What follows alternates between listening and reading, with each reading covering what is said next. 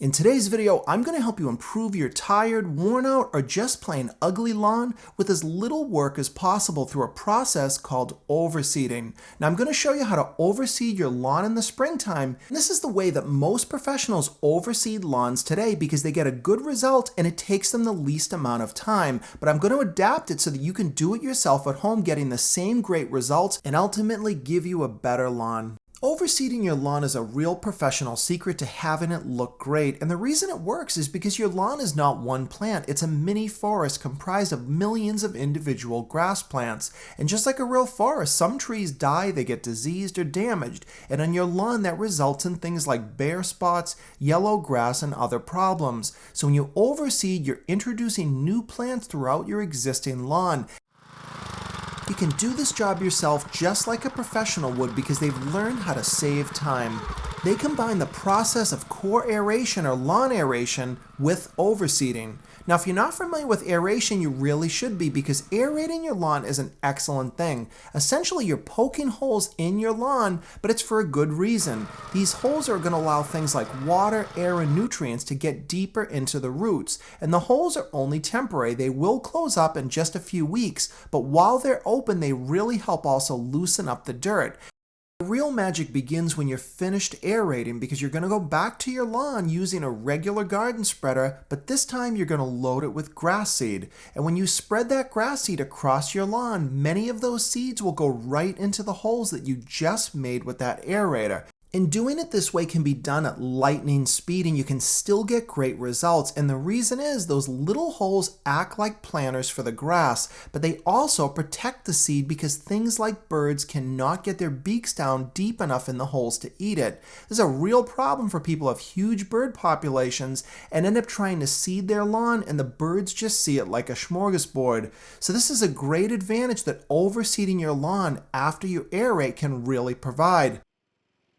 You can do this entire process in literally just an afternoon and you really can get great results because when you water your lawn after overseeding with aeration, the water goes directly into those holes, doing a better job of keeping those new seeds moist, but it also protects the seed from washing away from heavy rains.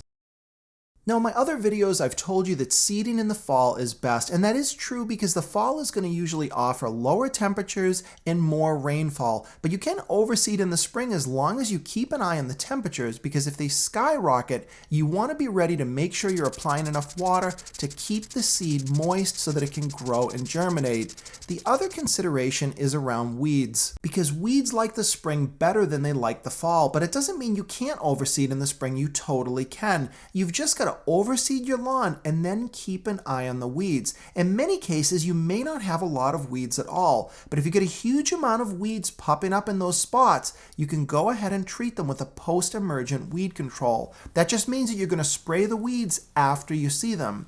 There are pre-emergent weed controls you can put down with those new seeds, but in my experience, I wouldn't bother, and most professionals don't either if they're overseeding an existing lawn. So I'd save the time and expense and treat weeds after the fact if you get them. This is a perfect method if you've got a lawn that needs some improvement and you don't want to spend a lot of time or effort. You do need to rent the aerator, but that's just one piece of equipment that you pay a small fee for to rent it for the day.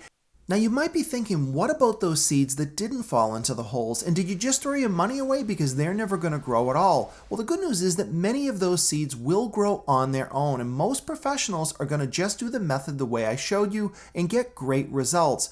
But if you want to help even more of that seed germinate, you can do one last trick. Now, you're not going to see many professionals do this, but as a homeowner, this is something you can easily do. Just grab your garden rake and you want to go around the lawn. Now, you're not raking those cores up. Don't even touch them because they will break down on their own. What you're trying to do is just scratch the surface a bit. So those grass seeds that didn't fall into the holes will benefit from a little bit of scratching in.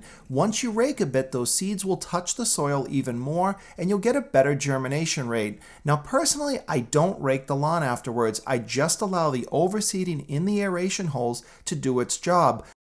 The reason that so many pros use this method is because it works. It combines two great processes into one. Aeration is always good for your lawn, and overseeding is the secret to having a great lawn throughout year to year. Now there are other ways to overseed your lawn. You can bring in truckloads of dirt, tear it up, and spend your life to be a slave to your lawn. But in my case, that's not what I can do. I want to have a good looking lawn with the least amount of work, and that's why I love this method. So hopefully this gave you some good ideas and a better way to overseed your lawn this spring. If you like this video, please give me a thumbs up. Subscribe to my channel if you're not already for more videos coming up.